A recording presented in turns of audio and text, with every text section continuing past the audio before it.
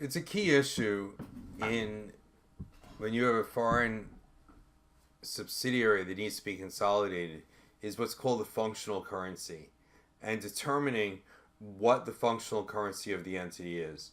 And every entity has what we call a functional currency. And that would be the main currency that it does business in and the main currency that it should be reporting its financial statements in. And there are two basic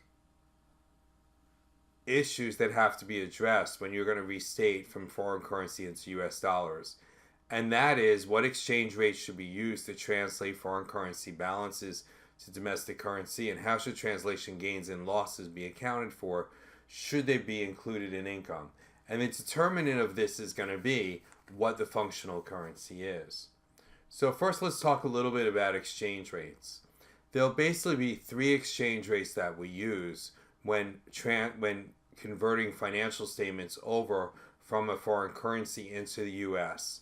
And I say that as a general, there probably are situations where you would need to convert from one foreign currency into another. There are all sorts of different situations. For the sake of simplicity, let's just work with the assumption that the parent's currency, for functional and reporting currency, is the US dollar, and you have a foreign subsidiary, and its functional currency is something else. I'm going to call that the foreign currency because I'm in the United States, so any currency in another country is a foreign currency. And I just use that terminology to keep everything very simple. So again, the parent, we're going to assume their functional currency is the US dollar. The subsidiary's functional currency is a foreign currency that's not the US dollar. And again, in reality, anything could happen. So it might not happen that way, and you could have a parent using US GAAP whose functional currency is not the US dollar. That's possible, and it happens sometimes. And then the subsidiary, their functional currency might be the dollar. Who knows? So there are all different kinds of things that could happen here, but we're going to go with those generalizations so that I can explain this in a simple and clear way. The current rate is the exchange rate at the end of the day on the balance sheet date. So if your balance sheet is dated December 31st, the exchange rate at the close of trading on December 31st is going to be what's called the current rate. The historic rate is the exchange rate when a transaction took place. So for example, let's say you bought or sold something on a certain date. That transaction may be recorded at the historical rate, which would be the exchange rate on the date of the transaction. And the average rate would be a simple average of all the time periods that you're over. So if you have an average rate for a year, you would simply take the average of all of the exchange rates during the year, and that would give you your average rate for the period.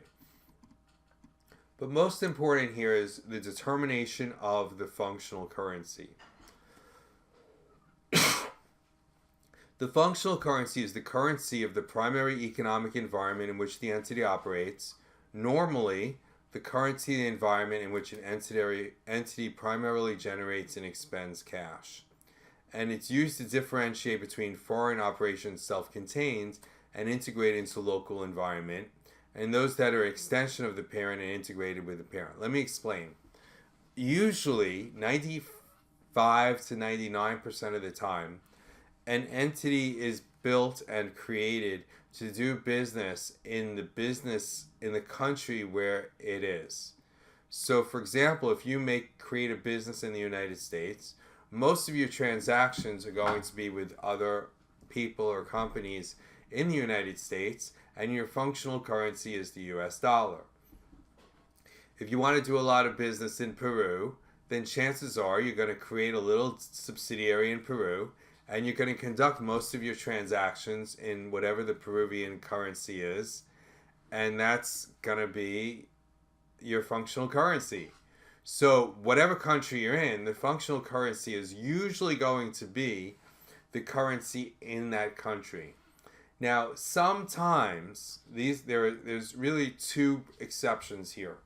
Sometimes a functional currency, sometimes you don't need to have a subsidiary in a certain country in order to do business there.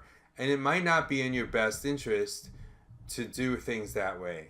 So, for example, let's say that you want to do some business in Venezuela. Venezuela is a very dangerous country to do business in. I don't think I'm saying anything that's not generally known. And a very difficult country to do business in. And rather than start a company in Venezuela, that is an option. What you've decided to do instead is to create a subsidiary in Miami. And you're going to have an office in Miami. And you're going to run your Venezuelan operations out of Miami, Florida, where the functional currency is the US dollar.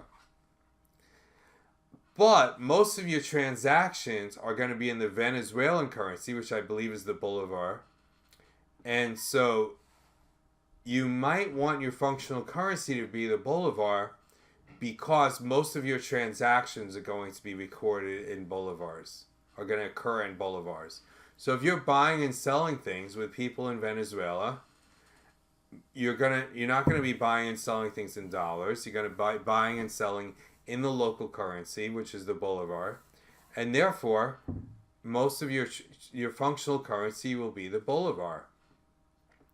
That's the first exception. The second exception would be a situation where your subsidiary is built to do most of its business with a certain country, but it's not actually in that country. The other situation, which is kind of a similar situation, would be a situation where a currency is so unreliable that you really don't want to use it. So this would be in a case of hyperinflation. And again, Venezuela is a good example of this, where the currency really is so devalued that you don't want to use it as your currency to record financial statements because the currency is almost a joke. There are economies where the currency is very problematic because of inflation, so much to the point where people in the country don't want to use it. They would rather use a different currency because the money itself, it literally loses value as you hold on to it.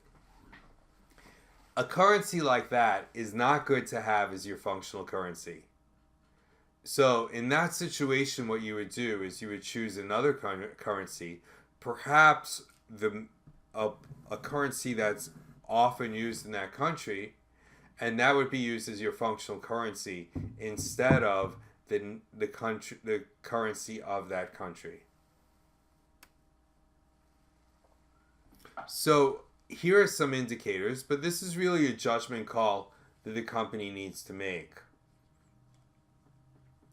The local currency is the functional currency if the cash flows are primarily in foreign currency and don't affect the parent's cash flows. The sales prices are primarily determined using the local currency. Sales markets are active. Local sales markets for companies' products, and there's a significant amount of exports from that country. Expenses are mostly denominated in the local currency and they're incurred locally. And financing primarily comes locally. There aren't many intercompany transactions. So in these situations, you would probably want to use the local currency. Now, there are other situations that may come up that would want you to use the parent's currency or another currency from that.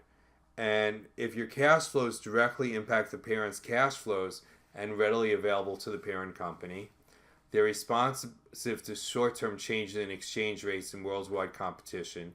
In other words, sales price seem more closely tied to the parent's functional currency than to the local currency. Sales markets are mostly in the parent's country. So, for example, if you have a subsidiary that runs a factory that makes goods, and all the goods that are made in the factory are sold to the parent, then it's very possible that the functional currency is the parent's currency, not the local currency. Production components generally obtained from the parent company's country, and financing is primarily from the parent or other dollar-denominated financing. I had one situation that I heard about where they located the company in Ireland to save money on taxes. but it's only there for tax purposes. And most of the transactions are denominated in dollars. So they borrow money in dollars and then they rent assets to U.S. subsidiaries of the company. So since most of the transactions are really in dollars, then the determination was made that the functional currency is the U.S. dollar rather than the Irish euro. So there are a lot of considerations here, and it's really a judgment call on the part of the company what the functional currency is going to be. One warning again that I brought up before were highly inflationary economies. It is very interesting. The U.S. experienced a lot of inflation in the 1970s, and the FASB worked very hard. One of the FASB's first projects was to learn to account for inflation. And the FASB spent years and years and years developing accounting for inflation.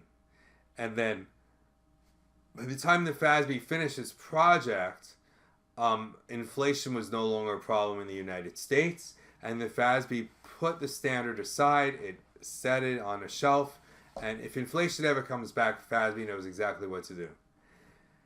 Anyway, if you have severe inflation, then you don't want that currency to be your functional currency, because hyperinflation, and that's defined as inflation exceeding 100% over a 3-year period, and don't laugh, there are some economies that have this. So that would be 33. I don't know if it's 100% a year or 100% over 3. I think it's 100% over 3 years. In that situation, you really don't want that currency to be your functional currency. It's going to create a lot of problems for you, and therefore you want to stick with a parent's functional currency, U.S. dollar, or something else that makes more sense for that company. And in these situations in general, companies that function in a country with high inflation, they don't take the currency very seriously either, and they don't even want to do transactions in that currency because it's too volatile, it's too hard to deal with, it creates too much risk.